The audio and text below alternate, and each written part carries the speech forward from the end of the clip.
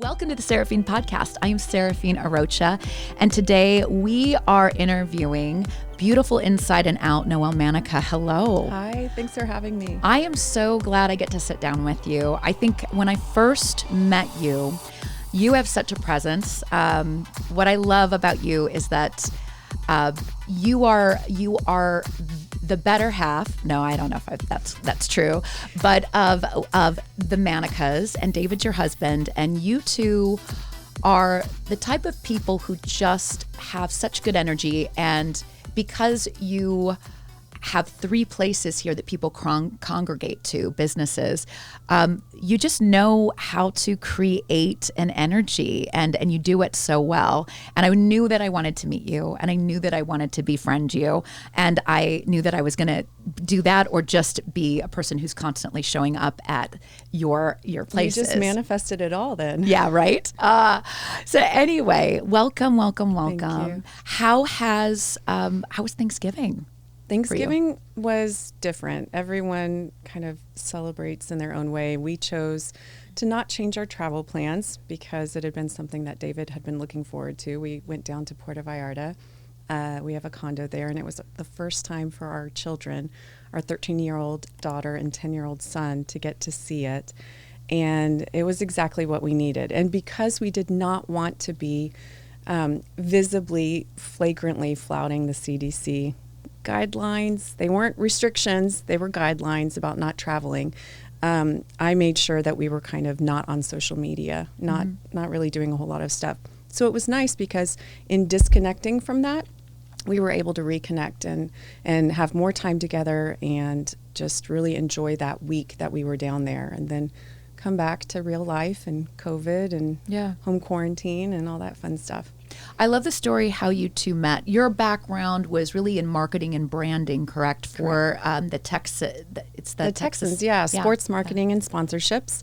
David was the lead designer for Reliant Stadium when I was working on the naming rights project for the team. And we met because in pitching the naming rights deals to different sponsors, to kind of get the excitement going, we'd have their logos in the different renderings. And so my boss charged me with working with a designer to get those beautiful logos on the field, in the stadium. And David likes to joke that I've been telling him what to do ever since. But yeah, that was about, 20 years ago. That's crazy to me, because the other thing that's so deceptive about the two of you, and it's the same, I think, with me and Johnny, is that we're not kids, but we definitely enjoy both sides of life. We're definitely homebodies with our family, but we do enjoy going out and having a good time. And I like to be around young people. I mean, my whole team is these creatives that are constantly recharging my battery. And I think that's why me and Johnny really gravitated to you, because you get to certain ages, and all of a sudden you're put in boxes, especially in the Midwest. And what I like is that, you're really a great representation of couple that has a really good balance. How was it something that came easy for the two of you, or was it something that came with time, with the age of your children? It did not come easy at all for me. Growing up in Houston and, watching my parents, and they did go out and they did travel, but my mom, I felt pretty much devoted, even though she worked at the school we went to, devoted her life that we were growing up to us. So that was kind of my role model, if you will. So I thought, okay, I'll do what I can. Then I have kids, and then I focus on my time and energy on them. And that was really hard because you lose some of yourself in that.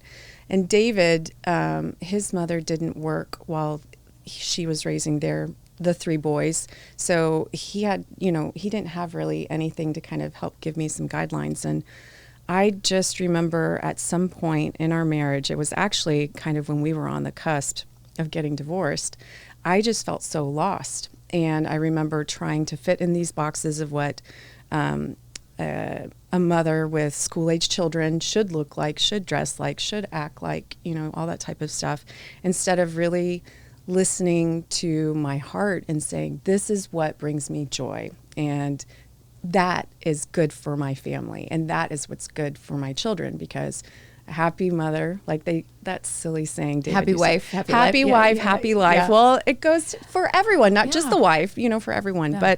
But once I held back on modeling for so long because I felt people wouldn't take me seriously in the corporate world. I've been modeling longer than I was working in marketing and advertising. But there was such a stigma. You can't be smart and be a model. And so at that time, I was like, okay, I'm going to put all my eggs in the smart basket, and if I get to do some modeling stuff, that's great. And then I moved up here, and after kids, I decided to put the full-time job to the side and do a little bit more modeling. And then I just decided to push myself out there and got involved in some more shows, I'm now signed with agencies in 6 different cities. I'm just like, go, go, go, which is fine. There are times I'm like, oh, I remember when, life was so simple. You've walked Paris Fashion Week. Yes. I mean, it's just, and now Milan is going to be coming, hopefully. Yes, barring COVID and passport issues and everything. But yeah, I'm very fortunate. I've walked in Paris Fashion Week for 3 or 4 seasons now. I just really clicked with the show over there. And even though they have access to these models overseas, they asked me to come back, and I'm honored to. So I love that. I think that's one of the things that I think when I meet people, I'm always looking, I either want to know if I can learn from them, if I can laugh with them, or maybe there's a lesson there somewhere, right? And what I really loved about, I think one of the first conversations when we really sat down and spoke was your candidness about your marriage, your candidness about your career, the way that you were open with me about just if I had questions, because I was trying to navigate, like, what does social media look like for a 43-year-old? Like, I feel stupid. I feel like people are going to judge me. I mean, even the other day I was taking photos with my team, and I'm in dresses and I'm posing, and my husband's like, oh God, he's like, I don't want you to turn into one of those people. And we've had that conversation, and all my life all I ever wanted to do was act and model, and I'm 5'0", so no Paris Fashion Week for me. But what I loved is sitting down across from you and you just really saying, yeah, it didn't come like right out the door. I wasn't a model at 15 or 16, going, like, I wasn't on Paris Fashion Week until what? What was your first show? Well, I was scouted in high school, and then I did that for a year. First show, though, because I'm 5'8", so that was the weird thing too. Even in Kansas City, I don't do shows because for the runway shows, the clothes and the sizes, you have to be, minimum 5'9" and a different dress size than I am. And that's fine. That doesn't mean that I'm less than. It just means that's not for me here. But I can do it in Paris and I'll have fun. Totally. So Paris was 2.5 years ago. Oh, wow. Yeah. It's crazy. So maybe when I was 39 or 40, I can't remember. That is lose track of time. It's goal. When I say goals, that is goals. I mean, like when I laugh hearing, younger people, oh my gosh, that your goals. I'm like, no, I'm like, I wish I was, but it's so cool to know that, we just keep, what I like is I like getting older and realizing, like, it's cool. It's cool because I feel like I've got a better sense of self than I ever did in my 20s and 30s. And then I look at my relationship with my husband, and it has evolved and changed. How did David first take it when you started to go more into kind of your calling, aside from being a mother? Because you're always going to be a mother. You're going to be a great mom. But he, was really supportive. He could tell, even before we were able to kind of have heart-to-heart talks without getting defensive or offensive or any of those issues, he would voice his concern and want to make sure, are you happy? Because he could see the light was going dimmer and dimmer and dimmer type of thing, and wanted to let me know that I had his support to pursue things that I wanted to do, and they could be different, they could be whatever, but you do that. And I think when it came down to it, I was the only one holding myself back. you know, everyone puts labels and excuses on things. And when you close out all the noise and the clutter and things that are easy to label or easy to blame, it's hard to say, I'm the one that's saying, I'm not good enough. I can't do this. I shouldn't do it. When you're like, well, why? Why not? So that's kind of what happened with our story. Yeah. How has things changed since kind of going into your calling, your children witnessing it? Oh, it's so funny. So Sophia is more shy. She's 8th grade. She does not want to draw any attention to herself. She's a beautiful, sweet girl, kind-hearted soul, loves animals, draws. She's so talented in that. And Luca, he is 10 years old in 5th grade, the boy that loves the energy and all this stuff, doesn't mind the attention if his dad's going to drive up in a motorcycle. He wants to be on it too. Sophia's like walking with her head down, like she's not even going to acknowledge it. Yeah. So it was interesting, but I didn't want to present it in a way that made them feel embarrassed of me as their mother. Because, you know, you see that sometimes, a lot of times the parents' wishes and desires kind of overwhelm what the child needs and their emotional development. You know, they're not ready to see their mother on the cover of Sports Illustrated or whatever. That's just going to mess with them forever. But I did get them involved when I did my first Kansas City Fashion Week. It was so sweet. A designer picked Sophia and me to walk, and Luca had actually been cast and was on the model roster, and I asked if she would add him if she had anything for it, and she did. So our first experience together was really memorable. That's so cool. So you took things a step further. So you don't just model, you have the model board.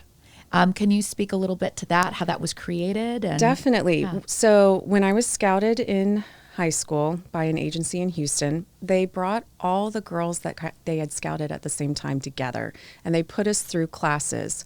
But they weren't classes that were a pay-to-play type of thing. It was, we believe in you. We want to develop you as a model because you performing well will only help us. And so when I started modeling up in Kansas City, my agencies were so small that they didn't have someone on staff to do that. And when I started getting involved in a little more of the shows in town, people are like, how did you know what to do that? Or they'd ask me questions and I'd know this, and they thought that I came out of nowhere. And I started explaining things, and photographers would say, hey, can you help me with this workshop? Designers would say, hey, can you work with these models for me? And I thought, there's a hole here. Can I fill it? Do I want to fill it? You know, and so 2.5 years ago, I decided to create the model board, which offers development, mentoring, and training for people who want to be a model, already are a model, want to learn more about it. And then just recently, as one of the COVID pivots I brought on some other model coaches so that I don't believe there's any one expert in any industry, and everyone has something to bring to the table. And so in the past couple of years, I've been keeping an eye on different people locally who I thought had strengths that I did not, and would be a nice addition to the model board and kind of fill it out instead of it just being the Noelle show, you know, hiding behind the model board type of thing. So it's been nice. We've had really good support for it, really good interest, and it's only helping to kind of grow the brand. That's so cool. So above and beyond that, you know, you and your husband keep creating these beautiful experiences all through Kansas City. I think the very first one that I have experienced, and by far is like the ruby in the crown, is the Monarch Bar. I mean, the diamond, whatever you want to say it is. It is amazing. I remember walking in, and if I remember right, for Children's Hospital, for the Oh, butterflies. Children's Mercy. Yeah. Yep, So it was for our opening. Yep. And you could, so they have these beautiful butterflies that descend from the ceiling. And they did this wonderful fundraiser. Her and David are always trying to give back to the community in some way. And you walk in, and one of the butterflies you purchase is still there, hanging from the ceiling. And the restaurant, correct me if I'm wrong, the menu is all kind of themed after the flight pattern of butterflies. Yes. So, side note on the chandelier, the butterflies, because we put a little bit of us in everything we do, not in a big splashy way, but more as this is something, for us. The butterflies, the acrylic butterflies, are modeled off of a really beautiful hand carved sculpture that a Venetian artist had given to me during one of our trips in Venice. And so because it was something that was this modern, had movement to it, we worked with Kansas City Art Institute to replicate it on some of their things. And then, like you said, partnered with Children's Mercy Hospitals as a donation fundraiser for our opening. Yeah. It was such a beautiful way to bring in what could just be, not that would ever be another place, but I think a lot of times restaurants or lounge kind of vibes miss the mark of just creating a vibe, but not creating and setting the tone of like, hey, yes, come have a drink, but also let's create a community. Let's give back in some way. And like you said, with the name, the Monarch, we didn't just want to name it the Monarch, have a butterfly chandelier and leave it at that. We were very purposeful with the cocktail menu, creating it on the migration. And the migratory path of the Monarch goes through Kansas City from Canada to Mexico. But then we weren't just focusing only on the monarch butterfly. We also did other butterflies, and that's how we have the other migrations that allow us to bring in flavors and liqueurs and spirits from all across the world. It really is a beautiful experience. If you've never been there, when you walk in, it's beautiful. It's white. It's mirrored. The bar is like the centerpiece of the main room. And there's this beautiful speakeasy in the back for private parties. They always have really beautiful music, and it's just a lovely energy. And during the summer months, there's this beautiful kind of garden, kind of cabana feel. It definitely is a go-to and one of me and my husband's favorite places to go. So, I'd love you to talk about the other two venues that you have. I just visited Mercury Room. My Lord, I mean, talk about just a space that was so well thought out, and it brought me back to my childhood. For the first time, I got on the Peter Pan and Wendy ride, and there's a part with all the stars over, and it just was like fairy dust on our city, and I just love just the thought behind it. Where did you come up with the name? So that is the one thing I get to claim credit for with all three of the bars, is I named them. Mercury Room, for that one specifically, Brock and Christian and David, they had the space. It's on the 14th floor of the new Reverb apartment building, north-facing floor-to-ceiling windows. So you're up looking out, and there were names that they tossed around, but luckily, the names I throw out always stick. But Brock was talking about mercury and glass, and David was talking about using reflective surfaces and mirrors and everything. And I thought, every one of our bars' names has a double entendre, a play on words with it. And with Mercury Room, it was not just for the liquid glass element, but also for the astronomical aspect of it, which people who know me know that I'm very in tune to astrological and astronomical elements out there. Yeah. So it just fits. I mean, when we think about other names that were on the list, I'm like, no. How did that even get on the paper? Well, it spoke to my heart because I'm a Gemini, and we're always referred to as Mercury. I can't even say it, Mercury. Mercurial. Mercurial. Yeah, I love the feeling of just, that it's this beautiful juxtaposition, that there's a play on opposites, but there's also like it's spinning around and it's moving, and the room just, it really gives, it just elevates what already, I'm proud of it for this city. Exactly. But it just brings it into literally light. Well, and that's what I say too. It is literally an elevated cocktail experience, because with every bar we've kind of not pushed the envelope, but we've challenged what people in Kansas City have come to expect from a cocktail bar. And that's because from David's travels internationally, he's like, there are so many amazing places out there. Why isn't there something like this in Kansas City? So he decided to be the one to bring it. I love it. Yeah. So the second bar, so it was, the beginning was Monarch Bar. Mercury Room just recently opened. Oh yeah. So with Monarch Bar, that was 3 years ago. Wow. Which is crazy. August 2017.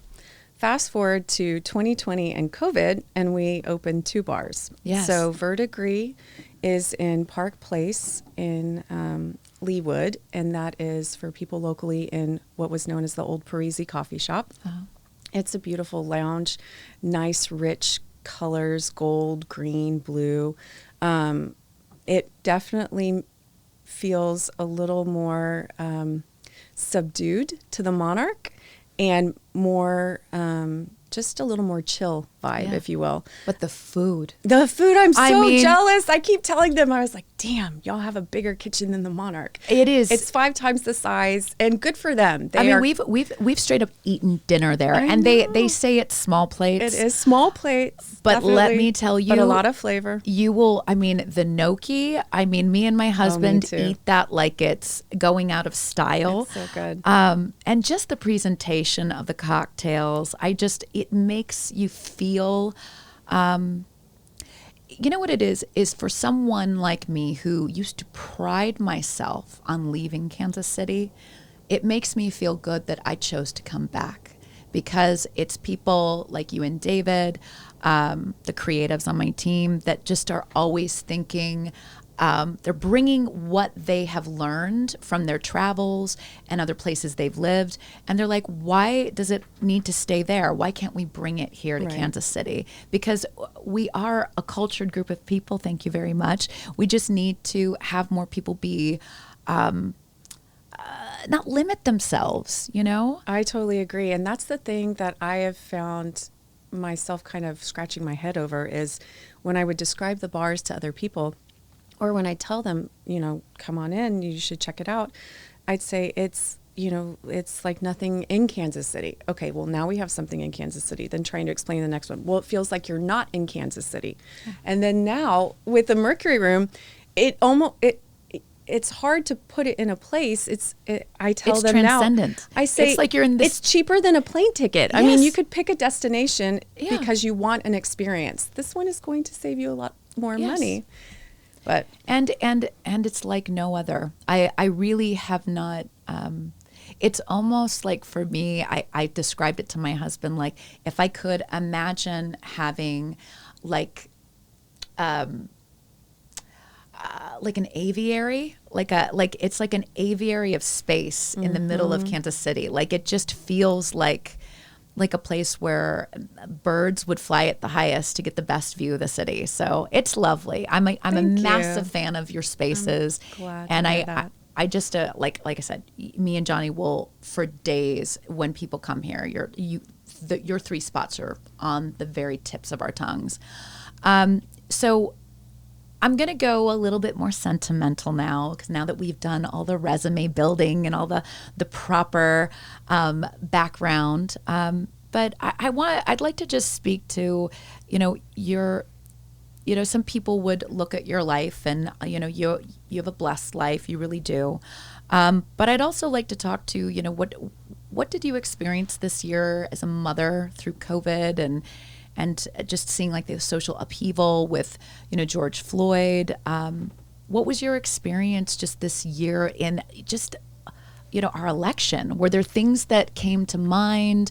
What were the emotions that kind of went through went through this year? That's a lot to cover, but Yeah, I know, will right? do what I can. Yeah. So we, at the beginning of 2020, we still didn't really know too much about COVID. And it was kind of like, it's not here, it's not here. We literally were on our spring break trip in Hawaii. Wow. We left and we were okay. We landed in Hawaii, we were okay. We went to another island and then came back, and it was like the Twilight Zone. It was so weird. But everyone kind of had an idea that something was going on when we would come back. So the kids were ready to potentially start whatever e-school might look like then.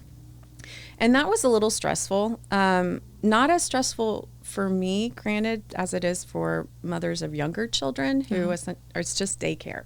But for mine, they were used to being on their school iPad or using an electronic device during school.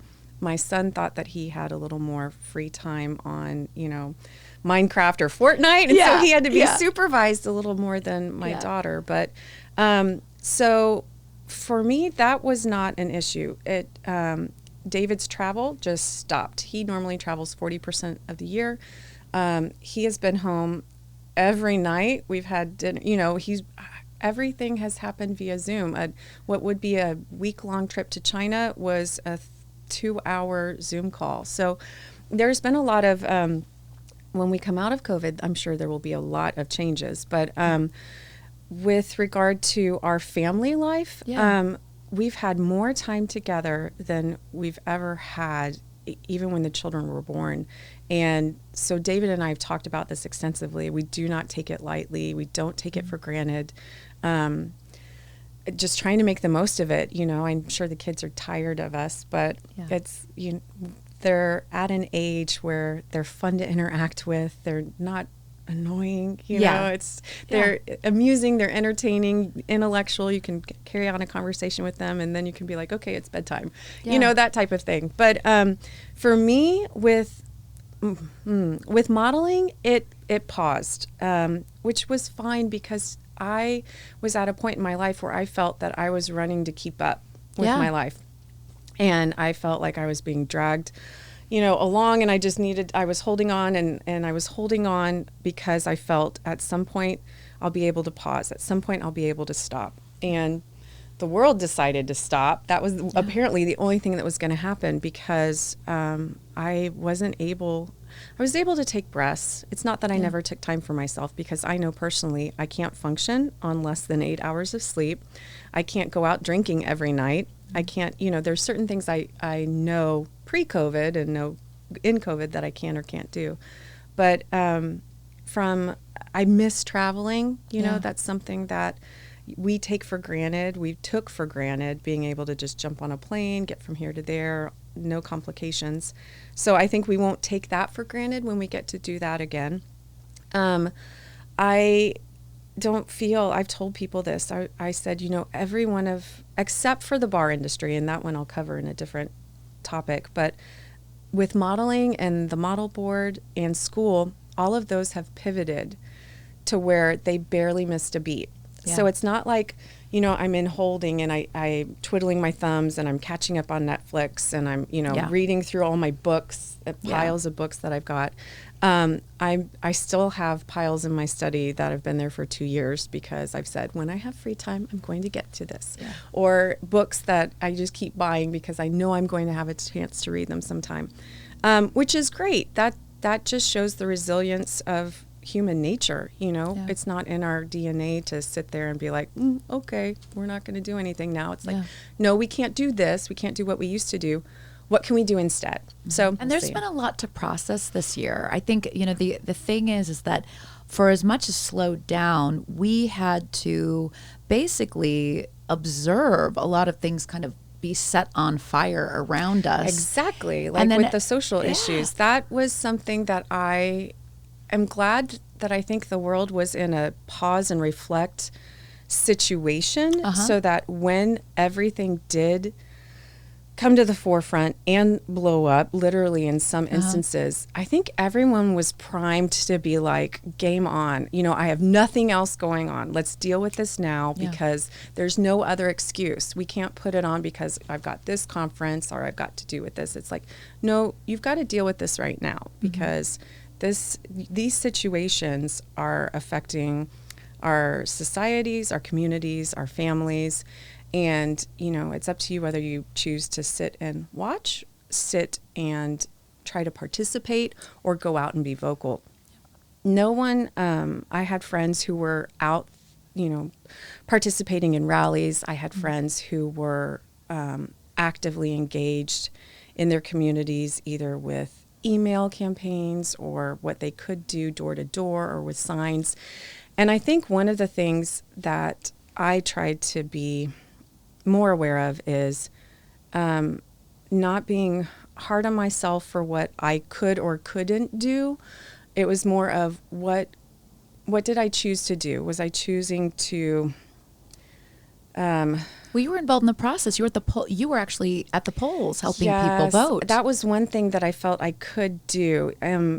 If it wasn't COVID, if there weren't other issues at hand, there'd be other rallies and things that I would have been able to go to with the kids or participate. And it was like, God damn it, this election is so important.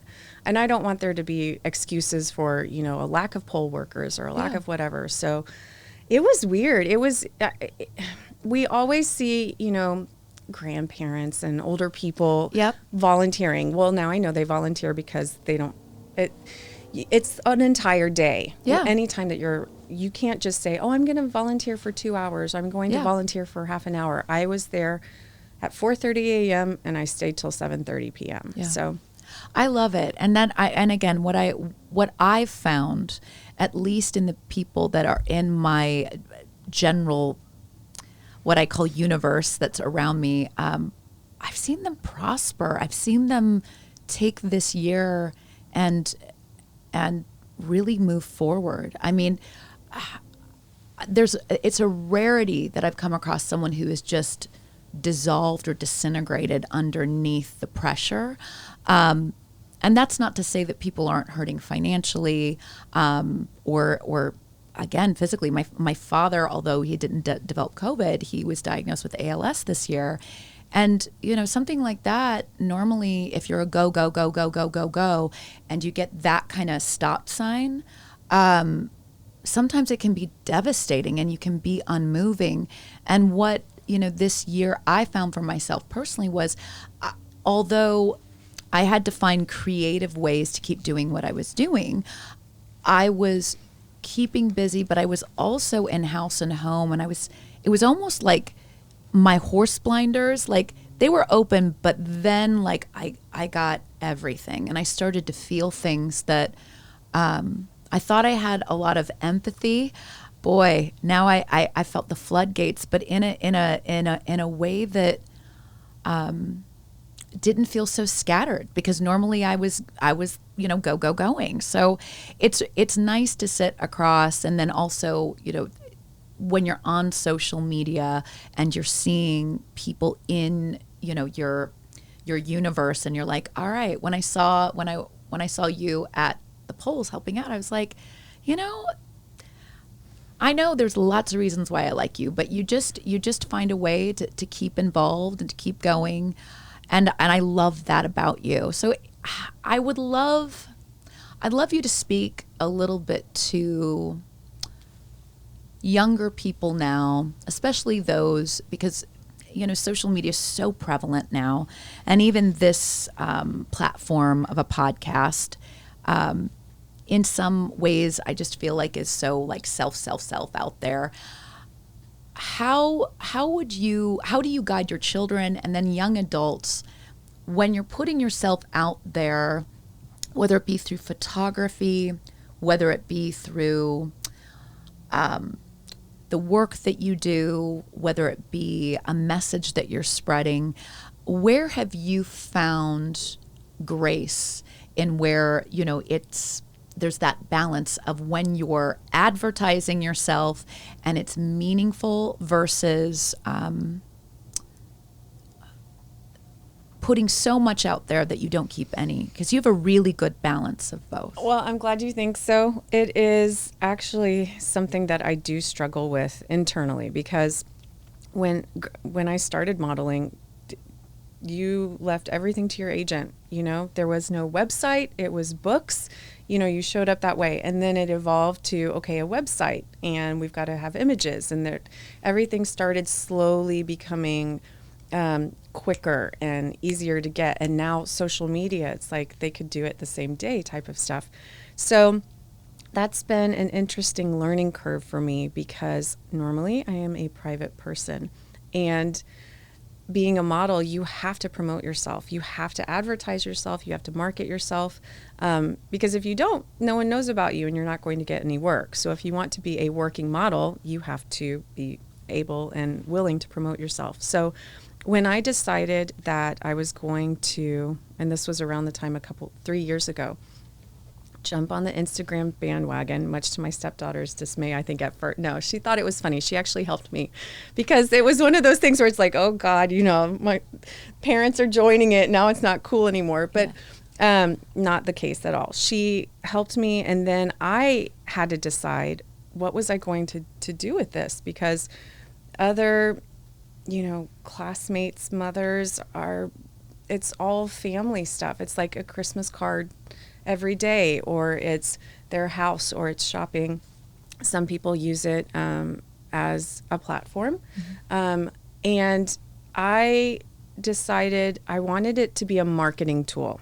I was not in the mindset to make it a monetizing tool. I have some friends who are successful influencers, or they are successful models who are brand ambassadors with different companies, or they figured that out. And I'm like, that's too complicated for me. And I've got all this other stuff going on. So I'm going to use it in this one, you know, I've decided this is the one way that I can take the most advantage of it. And because of that, I've zeroed in on using it just as a virtual portfolio. So if you look through it, you rarely see anything about my family. And that was intentional, because I understand the dark web as well. And if you are a public profile, anyone can follow you, and anyone can find anything about you on the internet. So I was very intentional about, Lola is pretty much the only thing who gets a lot of airtime on my feed. But I do give plenty of shouts out when I can to my husband, my supporter. But I am trying to protect the kids as long as I can. To that effect, Sophia, our 13-year-old, does not have a phone. She is allowed to use the house phone, which is my old iPhone. We've spoken to her about it because the school she goes to asked us in 6th grade, when they started middle school, because of all the research done and the harmful / negative side effects with exposure and access to electronic devices and social media at too early of an age, and lack of, you know, go outside or be bored or just be creative. David and I were very intent on saying, we don't want this to happen to our daughter. So we signed this wait until 8th pledge. I think Sophia was one of the only girls on that, but it was fine. She hasn't really given us grief about it. And I think it's become, what do you call it? A safety net for her, because she's not drawn into the drama. She doesn't feel, you know, and Sophia has become, I don't know, I guess you'd call it a Switzerland of sorts, where people are saying, oh, you know, she's friends to everyone. And it's because she's not, you know, polarized on it. Exactly. It's so interesting how, you know, I remember sitting across from you and asking your advice just about Instagram. And even now with the podcast, there is that sense of, you know, I speak a lot to social justice.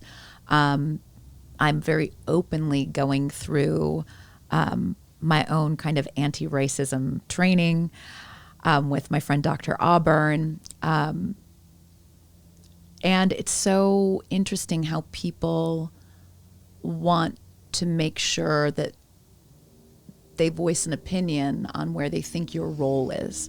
So for me, there's so many sides of my personality. I love fashion. I love acting. I love film, and I love the arts. And it's so hard to be multifaceted when you have a prime platform. So for instance, if you're a model, then how dare you even think about if you did a commercial and acting, or if you're somebody who has nice things, and then you're showing that you're volunteering, then it's like, oh, do you do it all the time?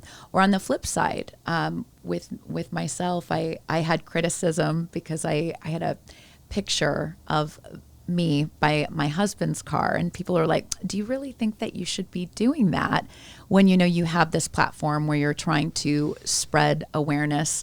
And it's funny how at an age of a mature woman, I should know that it shouldn't bother me. I should be owning who I am, and but that door, that opening of that door, and those words that and I'm someone who always likes to reflect, and I like feedback.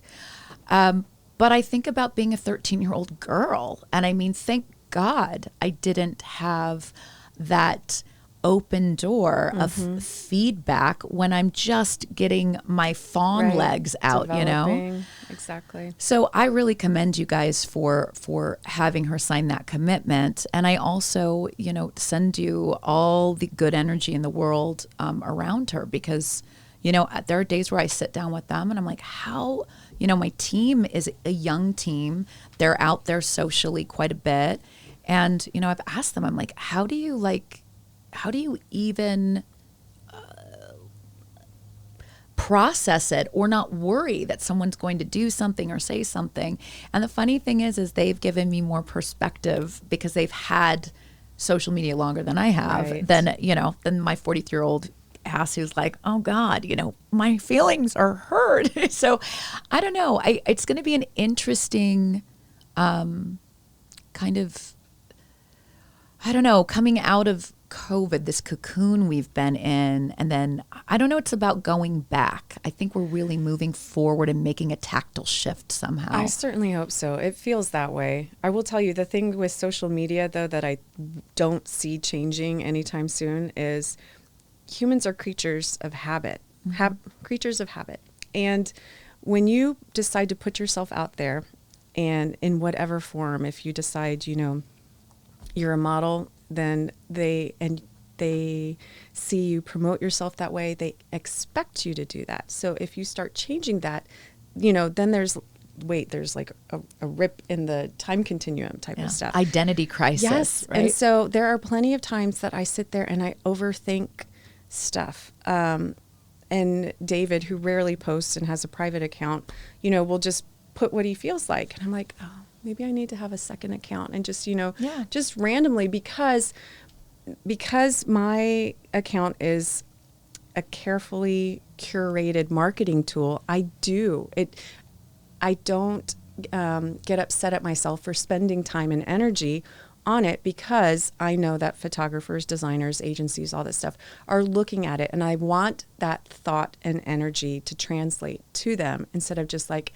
here's another selfie of me out in front of this sign type of thing. So, yeah, you've done a great job of it. And you also do Monarch's social media bit. I do, which is an interesting, I do 3-4 different ones. My own personal one, the model board, the Monarch Bar, and Manica Architecture, which is like the least involved one at all. It's more just random projects that they put out there, because their clients aren't coming to them through social media.